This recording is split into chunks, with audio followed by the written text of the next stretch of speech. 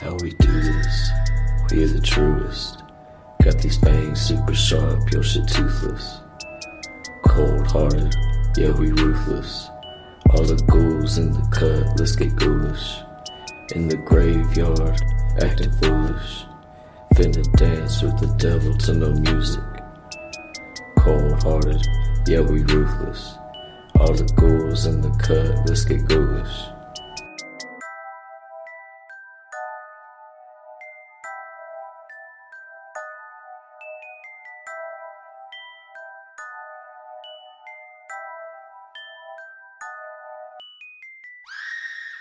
Well, hello to a brand new episode of a podcast called Ghoulish with me, Max Booth, an undead host.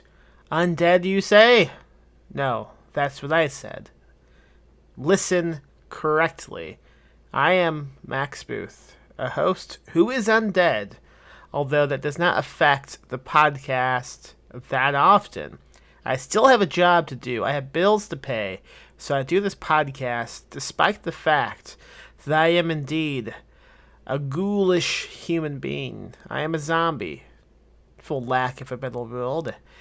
A creature of the night who hosts a podcast called... You know what it's called. I'm not going to tell you again. On today's episode, I'm talking to Jay Wilburn. He's been on the podcast many times in the past, and now he's on again. Shocked? You shouldn't be. It happens all the time in podcasts. Well, you have repeat guests. He's a repeat guest. What do you want from me? Jay's back, baby. And we're talking about Ratman. Well, Ratmen? I don't know. He has a book. It's out now called Curse of the Ratman. It's exclusively on godless.com. Go pick it up. It's a novella. Has a great front cover, great premise. I'm sure the book is great. I have not read it, but I know how Jay writes. He's a good writer. You should check it out. Curse of the Ratman. So we're talking about Ratman on the podcast today. Also, those slight spoilers for the new Shuttle exclusive movie, VHS 94. So if you haven't seen that movie, you don't want to be slightly spoiled. Not that much of a spoiler, to be honest, but it's a slight thing. Maybe go watch the movie before you listen to this podcast. And go pick up Curse of the Ratman by Jay Wilburn. Alright, that's all I got. I'm putting this episode out. Then I'm flying to the UK. I'm flying to England for the UK premiere of my movie, We Need to Do Something, at a film fest in Sheffield, England, baby. So that's where I'm going to be the rest of the week. So no new episode until next week. You get the Ratman episode, and that's all you get. I hope you think about the choices you've made in life and decide whether or not you are a good person. Because when you die, you either become a Ratman or you become some other type of person. I don't know. Maybe nothing happens. I'm really tired. I'm going to stop this intro now so you can listen to my conversation with Jay Wilburn about... you know what.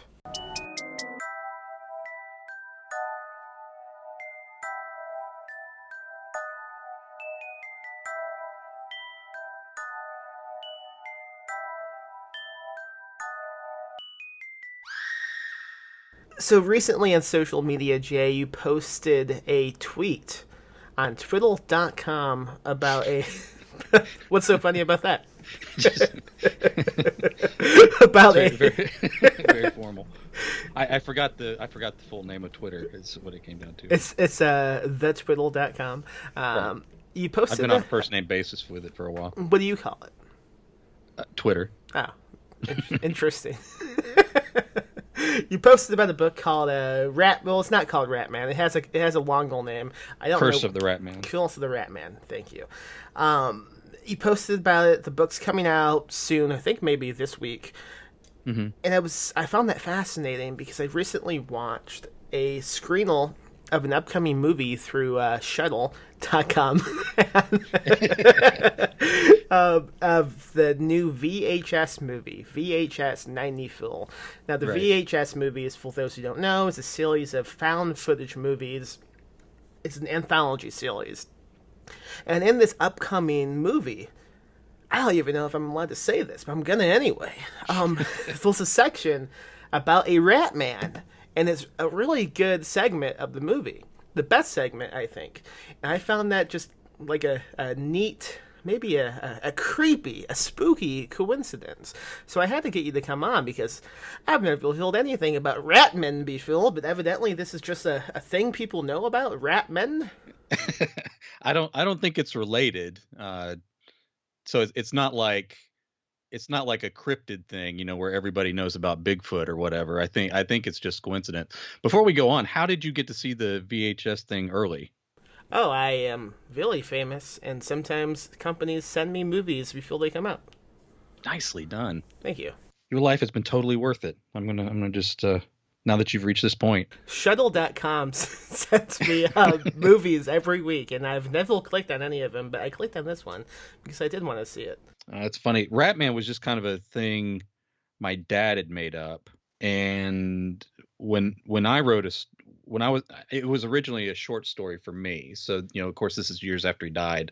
I wrote a short story called Ratman, and basically it amounted to essentially the first chapter of The Curse of the Ratman. I ended up scalping that to create that short story, to create the beginning of the longer piece, which I submitted somewhere, and it didn't end up getting accepted. And I planned to put it on godlist.com anyway, Curse of the Ratman, and I'd gotten it edited and had just kind of let it sit. I was busy with some other stuff this month and didn't know if I was going to do it even this year or whatever. But then Drew approached me and asked me if I had anything. So I was putting in to do that anyway. And I just got a cover real quick and then had it formatted and sent it over to him. So it's being published much sooner than I expected it to. My story is much different than my dad's story. Mine's more gross and extreme and all that kind of stuff. And my dad's version of the story was almost like a sort of a Jekyll and Hyde kind of thing. Before you continue, let me guess what this could be. So there's a man who at certain points he loves cheese. He just craves cheese. That's it. Is that right? Okay. No, that might have actually been better. So my dad's version was just kind of around the campfire, and it was mad scientists messing with chemicals, and I don't remember all the details, but he turns into a man that's half rat, half man, and then the story just kind of turned into this long thing of him running around attacking people and stuff. And of course, it always occurred right near the woods where the camp out was taking place. Of course. Question before you continue: what half was man and what half was rat? I think it was almost like a werewolf kind of situation. Oh, so he's okay. Sort of all man with the rat face and claws and all that kind of stuff. Obviously wearing a lab coat and that kind of thing. Funny thing was I don't think I was in Boy Scouts at the point that story started being told. So it was almost like I was hearing it secondhand from some of my younger friends. I'd already gotten out of Boy Scouts. I never even really wanted to be in it. But like it was something that was important to my dad, and he had dropped out when he was a kid for whatever reasons. So he was determined that, I was going to be successful with it or whatever. I don't know if he was trying to live vicarious through me or whatever. I have questions about Boy Scouts before we continue. Okay. One, is Ratman a badge in Boy Scouts? No. When you say be successful with Boy Scouts, what does that mean?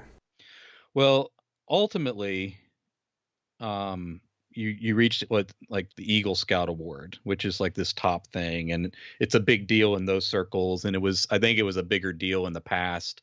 And it's one of those things when certain people find out that I am an Eagle Scout, they're pretty impressed. Like they expect that I could just run out in the woods and start camping and stuff. But like, could you? Just start? No, I hate it. I hate camping. I hate all of it. It was almost like as a kid, I think I had a different mindset. And before we started recording, you and I kind of talked about being different people. That idea of me kind of rushing things towards completion and you kind of losing interest in them. But like my plan for getting out of it, because I hated it so much, was to go all the way through, to just get the Eagle Scout award and then I'm done. So we're talking about years of work, but it was almost like I was facing it like a guy that had been sentenced to hard time, and I was just I was gonna serve out my time and get to parole and all that. So I spent years working on that and succeeded at it because I didn't want to be in it. So that's kind of how that played out. And then my dad kind of continued on. My brother had a lot of health issues and he continued on as sort of a leader in the Boy Scouts, like long after I was gone, and my brother wasn't even involved in it anymore and that kind of thing. Has the experience you gained from Boy Scouts like benefited you at all in real life? Having Eagle Scout on my resume back when like I didn't have any work experience or anything at all kind of carried some weight, I guess. Nice. But again, like that's kind of the same thing. Like I have a master's degree in educational leadership, but of course I sit around writing zombie stories. But then like having master degree on like things that people that were looking for freelance writers looked for kind of help. But then at the same time, I look at that and I'm like, no one's ever checked. So I might as well just say I have a doctorate, and I could say I was an Eagle Scout, not really be an Eagle Scout because no one checks, That was going to be my next question, if anyone's ever checked, because Nope.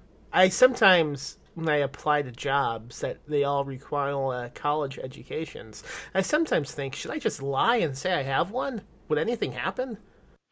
It depends on the job. I mean, like there could be repercussions, but like in the world you and I occupy now, where we're just kind of writers, and I mean, and especially like in freelance and stuff like that, because even when I was a ghostwriter, I was really like paying my rent with that and stuff.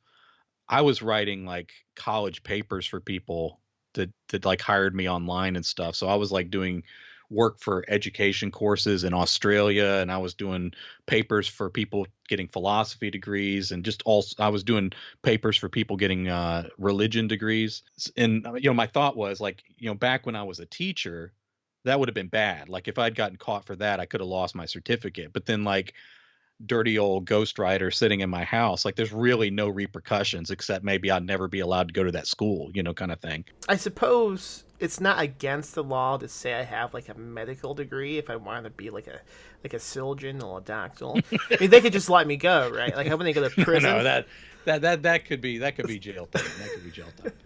Oh. But like, the porn site that's paying you to write articles can't be like, well, you don't have a master's degree, we're going to take this to court, kind of thing. Have you written much erotica for money?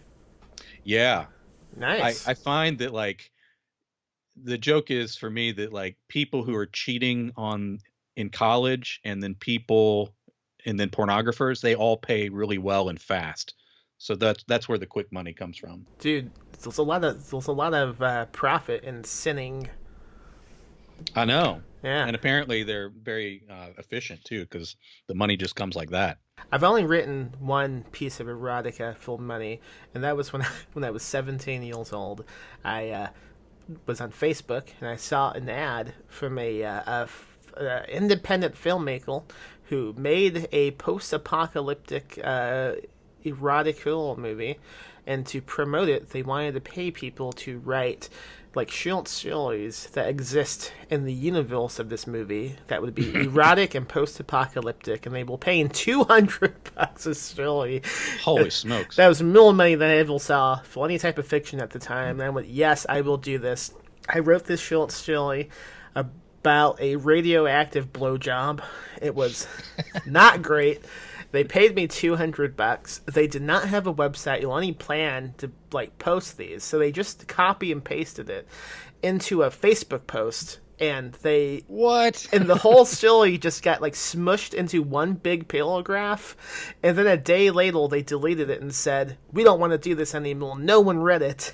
And I said, obviously no one read this giant 5,000 word paragraph. Well, and Facebook really isn't the audience for that, Exactly. Oh god. Normally pornographers have it together a lot more than that. I guess they've advanced over the years. They're always kind of like the leading edge of technology and stuff. Yeah. The silly, I believe, was called Sally Napalm and the Radioactive Cock. Wow, that's a pretty good title, though. That's very creative for 17. You're always kind of ahead of the curve on stuff, like to the point where it really pisses me off that like the achievements you have at a certain age. Yeah, but that's stopped though, because I mean, you were on the Twitch train. Wait, I'm still not on it, and I only recently got on TikTok. Well, I know, but like if you like joined 5 years from now, like 2 months after that, you'd blow up and be really big, and then we couldn't be friends anymore because I'd be so jealous. I should join Twitch just to piss you off. I don't know what I would do. Anyway, was that all the Ratman story your dad would tell? That he would turn into a Ratman and roam the woods in a lab coat? Right, and apparently had a taste for Boy Scouts or something. I don't know, but it was always supposed to be one of those scary stories that had happened like right there. So it was no matter where he was telling it, even if he was telling it to people who'd already heard it, it had happened right where that was going on a night just like tonight. Right. Yeah. The funny thing is, like, I was talking to one of my uncle, who's my dad's brother, who's still alive. My dad passed away over 20 years ago, and I kind of knew this about him, but my uncle was saying that like my dad really wanted to be a writer, and of course he was just kind of a blue collar worker his whole life and everything. So, kind of that idea of, him putting me in Boy Scouts and wanting me to be successful where he wasn't, like writing kind of turned out that way for me too. And I don't even know that my dad was an influence on that other than he was a big reader. So maybe that was something that rubbed off on me or whatever. And I knew on some level that he was writing sometimes because polycystic kidney disease that led to me being a transplant patient had put him on dialysis, and he never did a transplant. And so at the end of his life was kind of this deterioration on dialysis. And I knew that he had done some writing because he'd brought up one story that again was kind of a werewolf type thing that he was writing. And looking back on it, I can kind of look at it and see like the pitch wasn't that great, so I don't think it would have been a good story. But like, right. But and he'd done some writing for like papers and stuff when he was in college and things. But that whole like fiction thing, he never really explored it because of course he was just working like a man was supposed to, doing the blue collar work and paying the bills and barely getting by and all that kind of stuff. And that was always kind of his life. Well, it sounds like he was exploring that with like these campfire tales. Like, was Ratman the only thing he told, or was he telling a lot of different... No, he told others too, but some of them were just versions of typical campfire stories. So there's like a man with a golden arm that had been around for a while. And isn't that true with any book though? Like, don't they say there's only like 3 stories you can write anyway? Like, man comes to town, man turns into a rat man. Ratman versus nature, all that kind of stuff. Yeah. And even Stephen King breaks it down even further. Like when you talk about like the tropes for horror, like there's, you have like the werewolf, the zombie, the vampire, that kind of thing. But then like almost every other creative monster probably falls into one of those categories. Like it's Jekyll and Hyde is a werewolf story essentially. And, I think about that often. It's difficult to come up with a new type of monster that doesn't feel like a ripoff of something already made. It's like there was a certain point in time where you were allowed to come up with a new monster, and that time has passed. And now just imaginations do not extend that far for some reason. Right, and it, the storytelling and like you get to the hero's quest and all these kind of things that sort of define it. And then you got people that are trying to break that, with noir and anti-heroes and, with extreme horror and splatter and all that. But to some degree, you always end up in a category. The fact that you can name a genre kind of defines the story in a sense. I blame tvtropes.com. Oh, yeah. I feel like once that website came up, it ruined everything. Just the way people embrace like books and movies, because once they know how to recognize a trope, it's almost like it ruins the quality of the story. I think for some people, like some people will say, "Oh, that's a trope. It's bad," which a trope doesn't mean anything's bad. No, it's a category. Yeah. What is the Ratman trope? If it had to, if it had to be into it. The one I mean, the way my dad told it was Yeah. Jekyll and Hyde, so Yeah. it was definitely werewolf. Mine, I'm not sure. Well, I don't know Because anything about this book besides the title. So mine went darker. Like I went the Ratman is like a old relative of the family that's involved, and the family's kind of assigned the task they have to feed this thing. And what had essentially happened, there's some some gross story that goes into it, but basically the guy is just the hollowed out skin with rats filling it up. And so he's constantly feeding. So the family's responsible for coming up, maybe once a week and giving him something to eat so that he doesn't go out killing. Is he eating like humans? Is he eating just bricks of cheese? I keep that kind of vague. It's some kind of meat, but it's not clear, where the family's getting the meat from or whatever.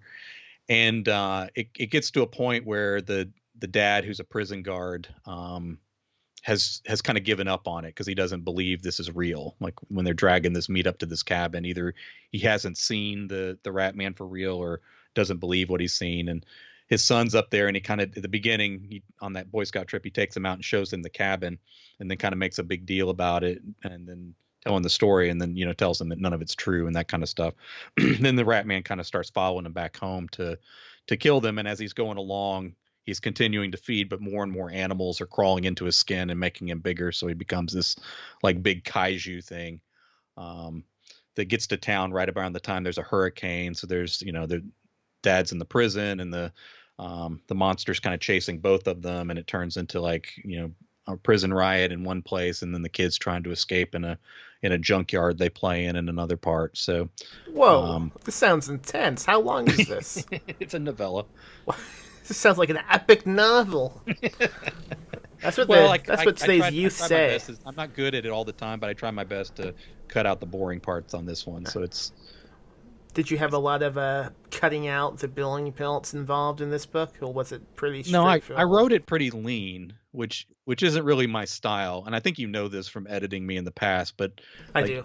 You have you have a good philosophy about cutting from the beginning, so you keep cutting away paragraphs until you get to the paragraph you can't cut anymore. That's a really solid way to make a story lean, and I'm bad about that. Like I do a bunch of shit at the beginning that doesn't belong there, and then I have trouble cutting it away.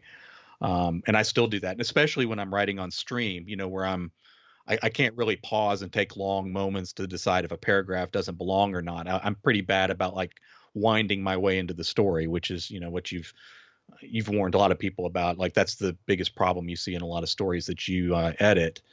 And then a lot of times I'll go back and cut some of that stuff later, but it's always kind of a tendency of me to kind of explore my way into the story, and then you almost get to like where the fourth or fifth paragraph is where shit actually matters. So for those who don't know, because we were talking about streaming before the episode began, you mentioned you were writing stories while streaming on Twitch. You do these live streams as you write. I assume later on you go back and edit those off camera? Typically, my process is I do 3 stories in a stream, and then like sometimes a 4th thing where I'm looking at an article or something. But I write a story from scratch, so all I have is the title and maybe a post-it with like some names or something that I wrote down. I edit the story from the previous day, and then I read a story that's finished, that's kind of been edited all the way through. So when I write something from scratch on stream, I just start from the beginning, keep working till I'm finished. Then the first edit is on stream as well. So I'll come back and look at it for the very first time on stream. Sometimes I'm just correcting spelling and stuff, and other times I'm adding or taking away things that don't make sense. And then I'll do an edit off stream, and that's usually where it all kind of comes together.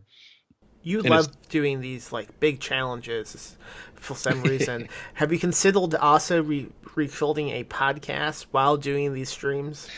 Like, can we have this conversation as you also wrote and streamed? It wouldn't be much different because, of course, people can come on, chat and talk to me all the time. So I'm all the time like answering questions and things when people come on. So I'll take breaks and do that as I'm writing.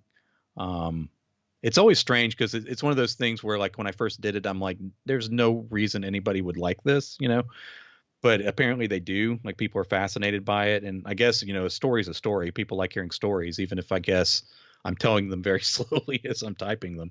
Well, I think Uh, it's pretty. I mean, I'm thinking like when I was a kid, I would have probably loved like watching these, like to see someone write, like to see the process of someone writing. Even now, I would pay money to like sit in the same room as someone like Stephen King and just watch him write a book.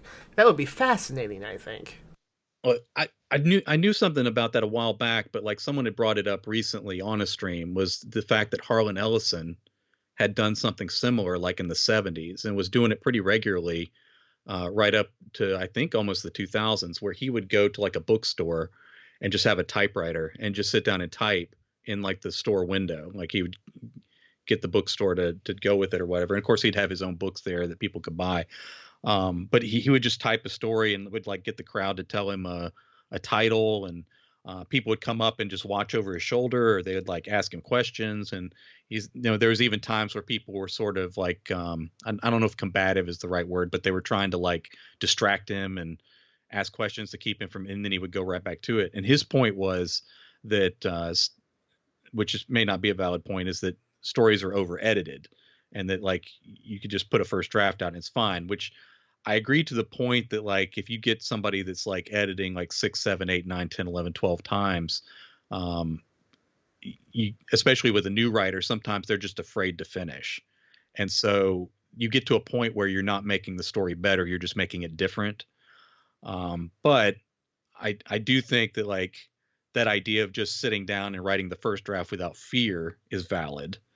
But then you have to be willing to edit. And I think one of the big changes for stream for me was giving 2 edit passes to a story right at the beginning. And I've noticed that like doing that first edit pass on stream is good, but then that second one where I'm off stream, and I'm looking at the story for the third time, essentially, that's kind of where it all comes together. That's where like the themes that weren't really connected, I figure out how they go together. And so that adding that extra edit in was a real big deal for me. Now, if I went to 4 and 5 edits, I'd probably still find like a couple typos that needed to be fixed, but the rate of improvement for myself would drop off exponentially. Now, you hand that off to an editor and they go through it. Now you're getting a big return. Like when they come back with notes and stuff, especially if you get a good editor, then you're going to make substantial good changes to a story. Right. Do you? I mean, how big is the audience on these streams when you do these writing marathons? It varies pretty widely. At the beginning there's nobody, but typically I'll have 3 to 5 people the whole time. So I usually won't drop below that. Now, it's not always the same people, but that's about where I am now. On a writing stream, I'm doing movies now, and that's kind of weird because not everybody wants to come in and watch a movie from the middle. But for the writing streams, that's pretty typical. Like I usually don't average less than 3 to 5. But then there's things called raids where someone who finishes their stream will hit a button and all their people watching them will come over to your stream. And so I'll end up with, I've had 40 or 50 people for periods of time. I never maintain that the whole time, but well, they have to for a while. They have to accept the fact that they're watching someone just write fiction. Right. Which again is people are surprisingly interested in. I'll have someone come on brand new and sit with me through a whole story because they're fascinated by what I'm doing. I'll answer questions in between paragraphs and stuff. But then like sometimes people just get caught up in the story. If I'm writing a good enough story, so people want to know how it ends. Do they ever weigh in on like the plot, and do you ever consider what they like can advise? I don't do that typically. I did a stream, like I became affiliate on there. So that means basically I can monetize, like people can subscribe and, there's different methods that money comes in, but it opens that up to where I'm eligible for that. But I got that. The requirements for it were like you had to average 3 people per stream for an entire month. And then, a few other things like that, number of followers. And in January, I think it was January of this year, I did a 24-hour thing. It wasn't really 24 hours, but I got up in the morning and I just wrote all day. And I would take breaks for meals and that kind of thing. But I essentially just wrote a story, went on to the next story, wrote another story, and all that. And of course, I was brain dead by the evening and just stopped. But I made affiliate in the middle of that stream because the number of hours or whatever I needed to stream with at least three people watching, all of them are on there. And before that stream, I did like all the pre-writing stuff. So I picked out several titles. I came up with names. I came up with basic plots and that kind of thing. So people who are watching that, I took like name suggestions and town names and stuff from them. But generally, I don't take ideas from other people on stream. I have seen some writing streams on there where people do that, and it is kind of interesting. And I've participated in that, where they're like looking for the right word or trying to come up with, should this character do that or this? And probably that's a better interaction. Like probably they're more plugged into what works on there than I am, just kind of writing my own story my own way. Sounds tailorable, to be honest. I can't imagine like asking someone else, like, okay, what should happen next? Yeah. Because I mean, this sounds like egotistical, but I am of the belief that my idea is always going to be better than anyone else's. I kind of feel that way in a sense of like there's very few people that could do what I do on there. Armand Rosamelia's come on and he's doing a great job with it. But the idea of writing a story live from beginning to end with people watching you and talking to them while you're doing it and speaking the story out loud as you're typing it, like I think there's a fraction of the writers in the world that could actually do that, like without freezing up. But then also, like, I think I'm a pretty good short story writer and I'm only getting better. So like if I'm creating a story on there, I kind of want it to be all my own, even if other people are interacting with me, like at the end of this, like, this is my story. I started, it's my idea. And I go all the way through it. So you're kind of watching me do my thing. Like this is my performance of what I do well or whatever. Have you considered collecting all of these live stream stories into like one collection? I'm working on that now. Is the title going to be Live Scream? Not all of them are horror stories. My slogan on there is read, write, edit, play, repeat. And probably that's going to be incorporated into the title of the collection, because I guess part of the funnel of the collection is getting people to watch me on Twitch as well. So like the unique thing about doing that is, of course, with each of the stories that I re-edit to put into that collection just for print or ebook, I also have videos of each of those stories. So, having QR codes or links in or that kind of thing where people can actually see the story being created. So I'm working on something like that. That'll probably come out at the beginning of next year. But I think that's something unique that, not only would be like a gimmick that would get people to buy a book, but then people who buy the book may, go on Twitch or the other areas that I make money from. Yeah, it'll be adding an audience from both the reading and the viewing aspect. How are you going to take advantage of places like TikTok now? I'm on there and I've made 3 TikToks. Do you feel embarrassed when you say a sentence like that? No, I don't. I know it's cool to be against it. So even if you're like young and TikTok age, like, or TikTok age adjacent, I know it's cool to say that, like, I watched that thing for a few seconds and it's stupid, what is this madness or whatever people do. That's how kids talk.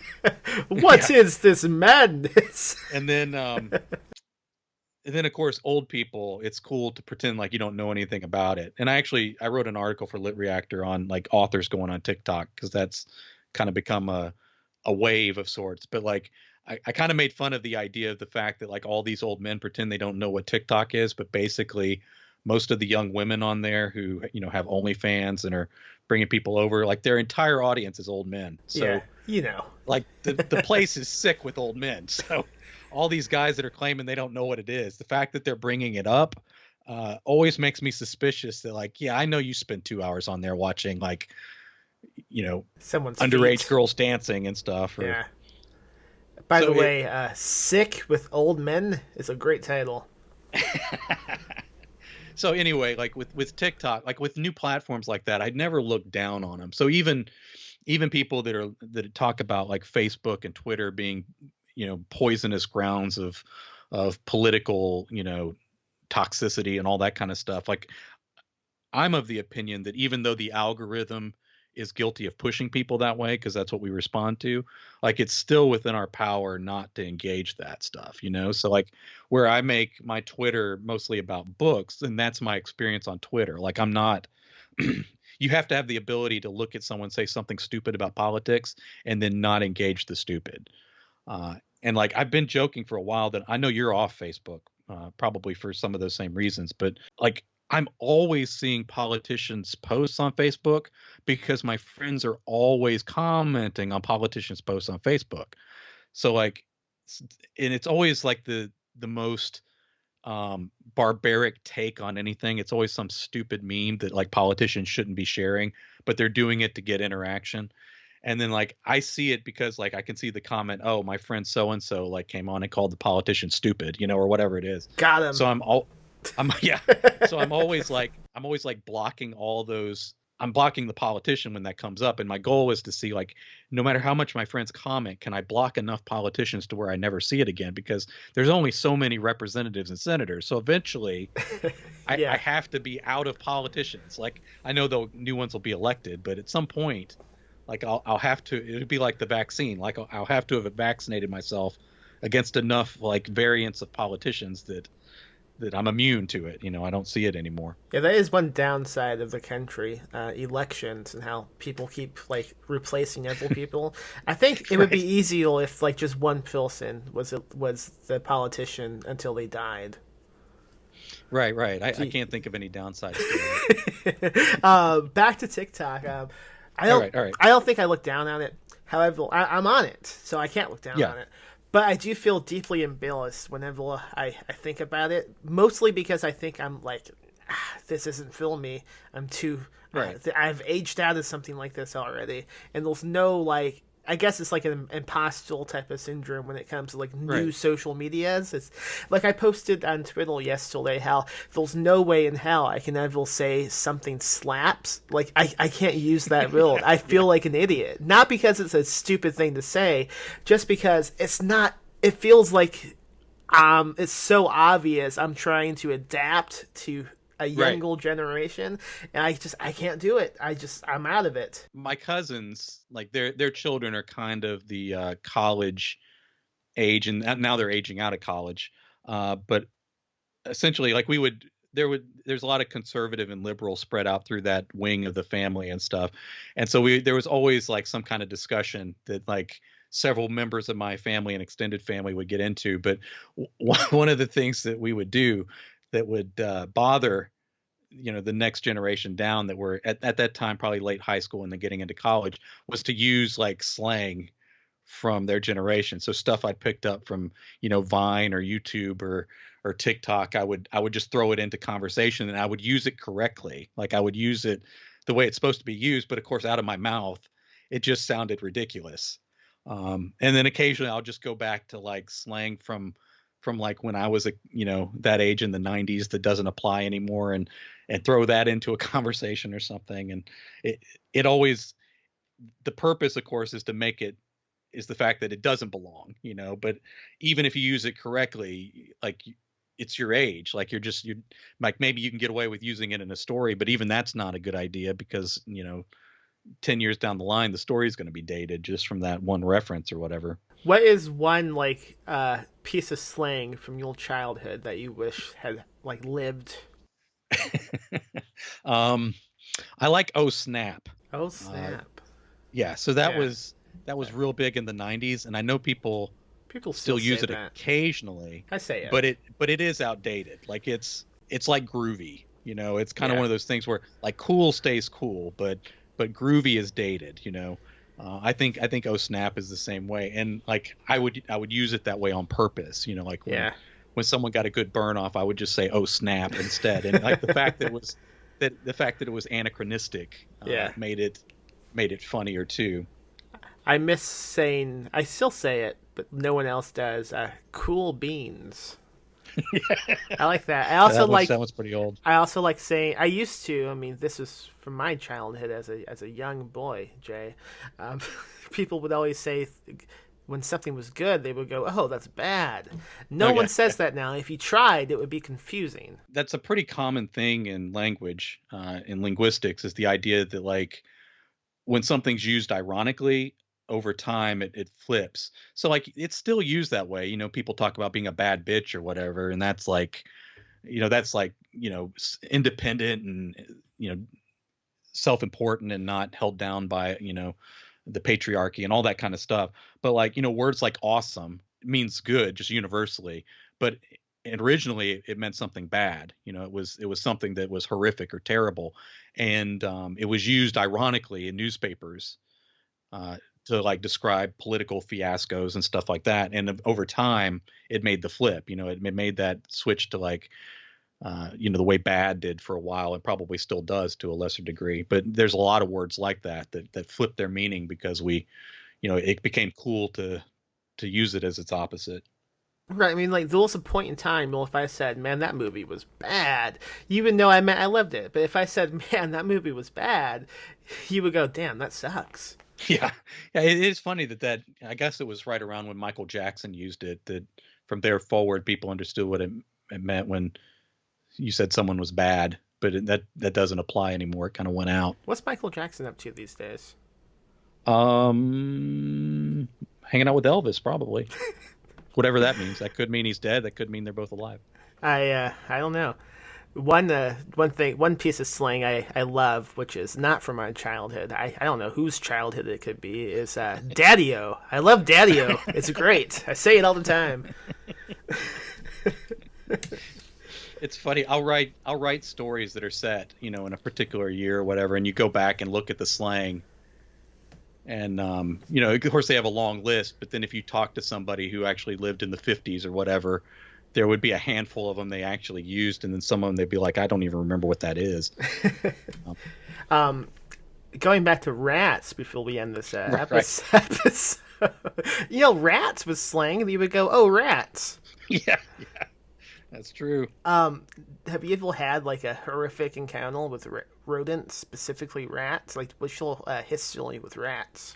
We did. My wife used to work as a minister. She still does like fundraising and stuff for charities, and some of them are religious and that kind of thing. But she actually worked as a youth minister. And one church that we worked at down in Georgia came with a parsonage, which is like a house on the property. And they had a different house for like the actual pastor. So one of the perks for this like really low paying youth minister job was you got the house. And of course you paid for utilities, but it was there. But the thing was, it was in the parking lot. So like we had this weird address and stuff. And, anybody that came by the church when it was closed would knock on our door and that kind of thing, which always got weird. But one of the jobs, like it came with a bunch of crap jobs, and I always did the crap jobs because I didn't want my wife doing that. Like I didn't want her walking around the church at night locking up, and I didn't want her having to like climb up on the church sign and change it. So I always did all that stuff. But walking around the church at night, you would check and make sure that nothing was amiss or whatever. So like some of the Sunday school rooms open to the outside, and I one of them was unlocked and open, and I opened it up and turned on the light, and there's this giant rat like across the room, and I threw something at it, and it just kind of looked at me like it was amused by me, or like is that all you got, or are we doing this, or that kind of thing. And I just kind of ended up locking him in the room. And then under the parsonage, there was like a garage, like a raised garage kind of thing. So the garage kind of opened into like a basement area under the house, and there was a rat problem under there. Which of course, if there's a rat problem under there, the house has a rat problem. And like I remember going down there, like dealing with some stuff that I had stored down there, and I remember hearing one run across the ductwork, like the insulated ductwork, so it sounded like it was running across paper. And I was like, oh crap. And I found like rat droppings and some of the stuff, and I just threw it all out. Like everything that was in there that belonged to me, I threw it out, whatever it was, like entire books, piles of books and all sorts of stuff. I didn't want any of it after the rats had been in it. But then, of course they threw out poison, and all of them ended up dead, which of course is another problem, because then you got to get all the dead rats out. And they were very large. Like I don't understand what they were eating, because they weren't really getting up into the house. And back then we went out to eat all the time, so we didn't really have food in the house. We were irresponsible and young. But like these rats were enormous and just like, throwing out their stiff, hard carcasses into a dumpster. I didn't realize how big rats could be until I went to Brooklyn back in June, and I saw one, and I thought it was a small dog, and I got closer, and no, it was a fucking rat. It was quite the experience. Growing up, I mostly had experiences with mice, which I guess are like small rats. Oh yeah, they're smaller. It's a different species, but they're almost always small. It's basically the same thing, just not the same size. I mean, they have this. I don't know. Maybe that's racist or mice. Rats have some like certain abilities that mice don't. Yeah, they could turn into men. Just make them awful. Like rats bite harder. All of them carry disease. Yeah. Rats can like flatten themselves out and go through like really small spaces. It's almost like there's a form of monster, which of course is probably why they do that. I don't think to the same degree rats can. I may be mistaken, but I know rats can like flatten themselves out as they're squeezing through something. It's ridiculous. And rats are more intelligent. Like they, the more people study them, like the more diabolical they are, especially in the wild. Like there was actually a study.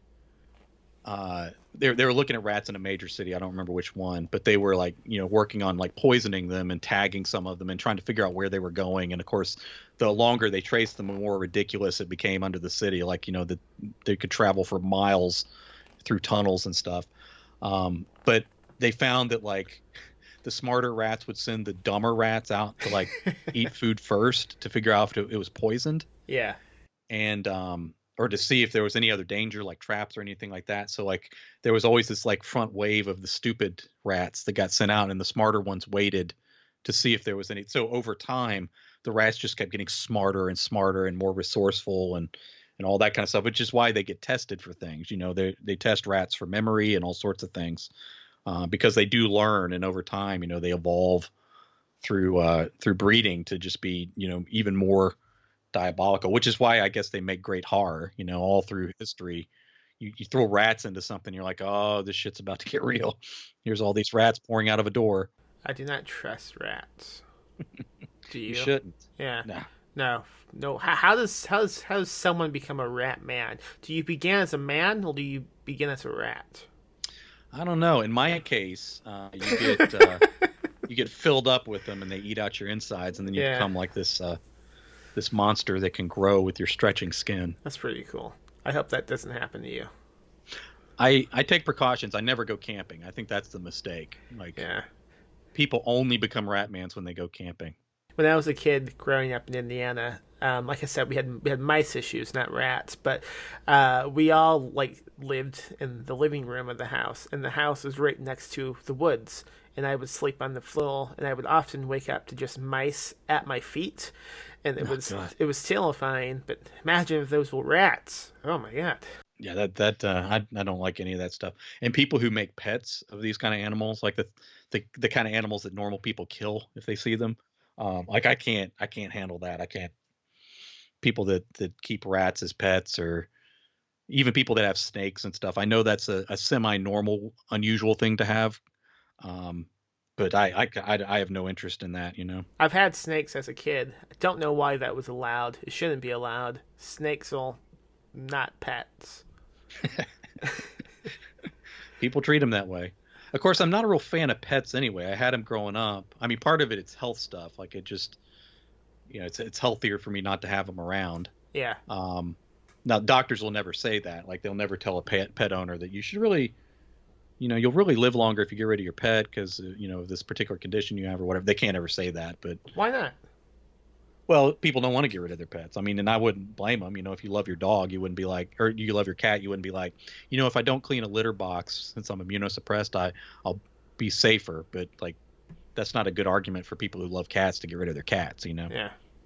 Oh, wow. And I understand that, but I was never big on pets anyway, so now having an excuse to not be around them. Way to make yourself completely unlikable at the end of the podcast. Everyone listening, this guy doesn't like pets. I don't. No, I'm fine with other people's pets. I just don't. I'm never going to love your pet as much as you love your pet. Is what it comes down to. Jay is anti-pet and interesting. How can folks find you online? Well, if you go to godless.com, you can find Curse of the Ratman soon and a couple other things I have on there. You can go to jaywilburn.com and find some other work of mine and even get signed copies. You can go to twitch.tv/jaywilburn and watch me write live. And I'm a bunch of other places, but you can go on Amazon and buy books from me too. And that was Jay talking about Ratman. Go buy his book, Curse of the Ratman, at godless.com. Go support us on Patreon at patreon.com/PMM Publishing. Subscribe to my weekly Substack at theghoulish.substack.com. Buy the books we publish at perpetualpublishing.com. Leave a review of the podcast on iTunes. I would like that. If you did that, you should do it. Don't be a jerk. Just review the podcast. Alright, that's all I got. I'm off to the UK to drink tea, eat fish and chips, and have sex with the Queen.